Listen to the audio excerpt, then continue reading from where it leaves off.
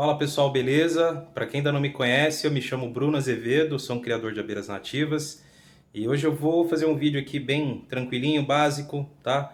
Para responder a dúvida aí de várias pessoas no meu último vídeo referente à alimentação coletiva que eu faço nas minhas abelhas, ok?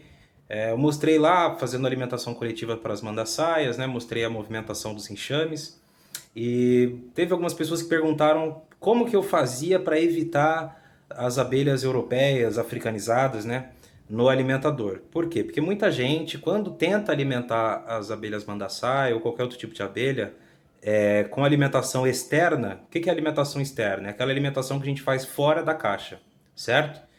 Algumas pessoas colocam alimentadores internos, que são dentro da caixa, dentro do sobreninho, do ninho, e algumas outras pessoas fazem alimentação externa ou fazem os dois tipos de alimentação, tá? Eu, por exemplo, faço os dois tipos de alimentação, mas eu prefiro fazer alimentação externa pela praticidade, como eu comentei no último vídeo, tá? E referente às abelhas africanizadas, algumas pessoas têm um problema grave porque elas acabam invadindo o alimentador e elas não permitem que as abelhas nativas se alimentem, né?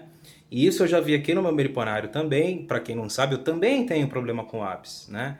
Ah, Bruno, mas no vídeo lá eu só vi mandaçaia no seu alimentador. Sim, porque eu tenho um determinado manejo para que isso aconteça. Eu não alimento os enxames em dias aleatórios, horários aleatórios e a quantidade que eu acho que tem que ser. Não é assim que se faz a alimentação. Quanto mais tempo você fica fazendo a alimentação externa e quanto mais dias você faz isso, por exemplo, em sequência ou na semana, por exemplo, quem faz dia sim, dia não, tem uma tendência maior realmente a chamar a atenção das abelhas apis. Ok? Então aqui no meu meliponário, por exemplo, eu fiz aquela alimentação do último vídeo e no dia seguinte eu notei que tinha algumas apis no alimentador. Então o que eu fiz? Eu não alimentei naquele dia. No outro dia ainda tinha apis aqui, eu esperei mais uns 3 dias. Quando parou de vir apis, que eu vi que não tinha mais apis, aí eu fiz a alimentação novamente, né? Então, uma das estratégias é essa. Se o seu alimentador está sendo dominado por apis, você tem que dar uma pausa. Dê uma pausa, fique 5 dias que seja sem alimentar. Se for necessário, passe uma semana sem alimentar. Mas é importante vocês darem pausas, até porque, como eu expliquei lá no último vídeo, não é saudável para os seus enxames esse excesso de alimentação. Como eu falei, você não alimentar, dependendo dos enxames, dependendo das genéticas, dependendo da região, dependendo da época do ano, enfim. Se você fica sem alimentar, isso é prejudicial. O seu enxame definha, o seu enxame diminui postura, o seu enxame vai passar fome. Mas se você alimentar em excesso, é capaz de você até prejudicar elas ainda mais do que essa fome, tá? Então, o excesso de alimentação, ele é tão prejudicial ou mais do que a falta de alimentação. Então, as pessoas têm que se atentar nisso.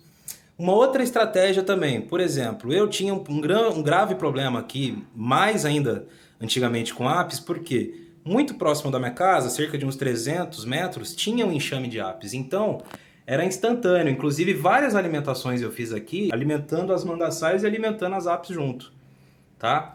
Até que elas tomavam conta do alimentador de vez, eu já não conseguia alimentar as mandaçaias. Aí depois removeram esse enxame aqui de perto de casa e eu tive uma melhora, né? Hoje em dia não vem tanta apis assim, mas eu moro na capital, eu moro na zona leste de São Paulo, mas aqui tem bastante apis também. Vocês que moram em cidade, vocês sabem tanto quanto eu que na cidade está cheio de abelha europeia, está cheio de abelha africanizada, né? Apesar de ser um ambiente urbano, essas abelhas são muito bem adaptadas a esse tipo de ambiente, de cidade. Então elas proliferaram muito bem, né? Então aqui no meu bairro não é uma exceção. Aqui também tem apis, também tem arapuá, também tem guaxupé, mas eu fazendo a alimentação das minhas abelhas com pausas, eu consigo reduzir muito isso. E quando essa estratégia não funciona por conta da proximidade de algum enxame ali perto da sua casa, o que eu recomendo? Você pode pegar um sugador, inclusive daqui a um tempo eu pretendo trazer um vídeo aqui para o canal ensinando a fazer o sugador, tá? O que é o sugador? É um instrumento que geralmente a gente utiliza para fazer transferência de abelha nativa, né? Então a gente pega uma garrafa, faz um esqueminha para poder sugar as abelhas. E tem pessoas que fazem o sugador para usar no alimentador. Então toda vez que vem uma apis no alimentador, a pessoa suga e aí no final da alimentação ela libera essas apis. Ou tem gente que elimina. Então, tem pessoas que fazem a eliminação das campeiras de apis que chegam no alimentador. Outras pessoas simplesmente prendem, como eu falei para vocês, para quem não gosta de matar tal, uma opção é essa, né? Você suga a abelha ali, deixa no sugador lá dentro e ao final da alimentação você solta essa abelhinha aí para ela voltar para a colônia. Mas, de qualquer forma, você tem que parar as campeiras da apis. Por quê? Se você deixa a abelha apis mellifera, ela vem no alimentador, ela coletou um pouco de xarope, se ela voltar para o enxame, ela vai trazer 10, 15 abelhas depois. E essas 10, 15 abelhas, quando voltarem, vão trazer mais 10 com elas. Então o alimentador, ele fica cheio de abelha africanizada muito rápido. Por quê? Por conta dessa comunicação. A abelhinha coletou um pouco de xarope lá, ela vai voltar para a colônia, ela vai espalhar os feromônios, ela vai fazer uma dancinha lá e ela vai mostrar para as abelhas da colônia aonde está essa fonte de alimento. E aí que acontece de encher a casa de abelha apis. Aqui, por exemplo, para quem fala, inclusive, né, dizem que a apis não ataca quando está se alimentando, e eu discordo totalmente disso, porque eu já sofri 2 ataques de abelha africanizada dentro da minha casa em dias de alimentação. Isso foi quando eu ainda cometi alguns erros aqui. Eu lembro que teve um dia que eu vacilei e eu coloquei o xarope e eu não diluí bem o açúcar, que é uma coisa que eu notei que atrai mais a apis também. Se no final do xarope fica aquele pouco de açúcar que você joga no alimentador coletivo, no final da alimentação você vai perceber que as mandaçaias não se interessam por esse açúcar, mas as apis sim, tá? Então quanto mais açucarado, quanto menos diluído o açúcar, pior. Mais vai atrair as apis e menos vai atrair as mandaçaias ou outra abelha. Então eu percebi que quando eu colocava o fundo do açúcar no alimentador externo coletivo, eu atraía mais abelhas africanizadas e mais apis mellíferas, ok? Então assim, outra dica para vocês também, procurem diluir bem o xarope de vocês e se vocês notarem que no fundo ficou açúcar ainda, não joga no alimentador coletivo, porque no final da alimentação, esse resto de açúcar vai atrair a apis. Tá? E outra coisa também, ainda em relação a esse lance das apis voltarem, né?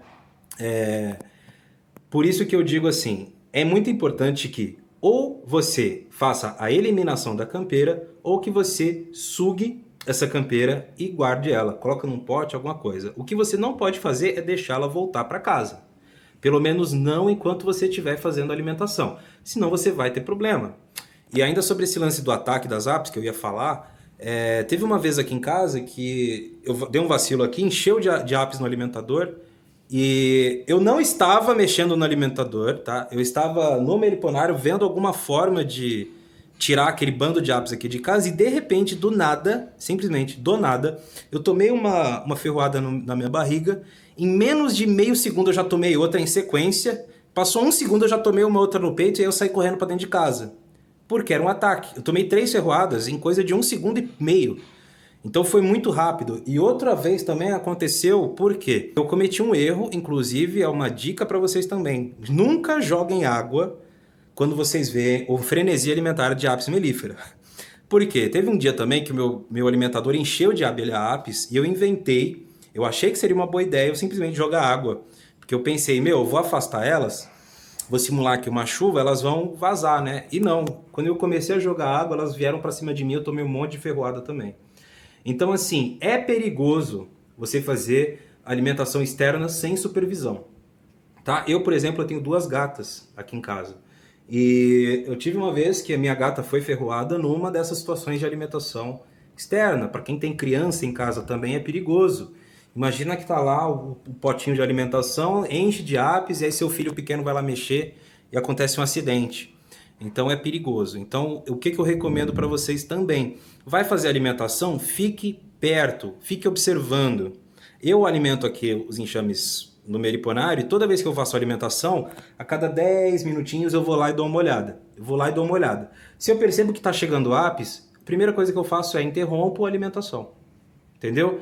Pô, mas as mandaçaias estão com sede. Não tem problema, elas esperam um dia. Faça alimentação interna, mas não coloque mais xarope. Se já tem abelhas apis ali, se você já não está conseguindo controlar, se algumas voltaram para casa, você não conseguiu sugar, você não conseguiu segurar, eliminar, então interrompe a alimentação. É o mais seguro a se fazer. Outra coisa também que para mim aqui faz muita diferença, pessoal, é que eu tenho um número elevado de colônias. Eu tenho muita mandaçaia. Eu tenho bastante enxame de mandaçaia, para quem acompanha o canal há mais tempo sabe disso. Então, é muita campeira no alimentador. Vocês viram no último vídeo que, mesmo que chegue uma apis, ela não consegue dominar. Quando o meu alimentador ele está cheio de mandaçaias, mesmo que venha a apis, ela não consegue subjugar ali as mandaçaias. Então, quando o alimentador está pegando o fogo, está todo pretinho e amarelo lá das mandaçaias, eu nem me preocupo com a apis. Porque eu sei que elas não vão conseguir expulsar aquela quantidade grande de mandaçaias dali. Geralmente quem tem problema com alimentação externa é também as pessoas que têm poucos enxames. Então a pessoa tem pouca colônia de mandaçaia. Então quando ela vai alimentar, como são poucas abelhas, a apis é uma abelha muito populosa, né? Um enxame de abelha apis mellifera tem muita abelha, então elas conseguem dominar o alimentador com mais facilidade, tá? Então as pessoas que têm poucos enxames, elas têm que ter os cuidados redobrados. Eu aqui, por exemplo, eu vou lá a cada 10, 15 minutos dar uma olhada, mas quando eu percebo que as mandaçaias estão bem fortes no alimentador, eu já não me preocupo, porque eu sei que, pelo menos aqui no meu meriponário, na minha experiência aqui no meu bairro, eu nunca vi as apis dominarem o alimentador quando este já está dominado pelas mandaçaias. Ok, pessoal? Então, por hoje é só, né? Não quero fazer um vídeo aqui também muito longo. Então, passei só um pouquinho aí de dicas básicas em relação a esse assunto da apis mellifera no alimentador coletivo, beleza? Espero que tenham gostado. E assim, pessoal, quando vocês tiverem dúvida, pergunta nos comentários, porque eu só estou fazendo esse vídeo aqui porque bastante gente fez essa pergunta lá no último vídeo. Então isso me estimula a trazer um conteúdo bacana para vocês. Eu tenho certeza que eu consegui tirar bastante dúvida aí do pessoal que está assistindo esse vídeo, beleza? Então, já sabe, né? Deixa o like aí. Se você não for inscrito, se inscreve, dá uma oportunidade pro canal. Se você não gostar, daqui a um tempo você se desinscreve, não tem problema nenhum. Mas dá essa chance aí, beleza? Então é isso, pessoal. Um abraço, fiquem com Deus e até o próximo vídeo. Um bom fim de semana a todos.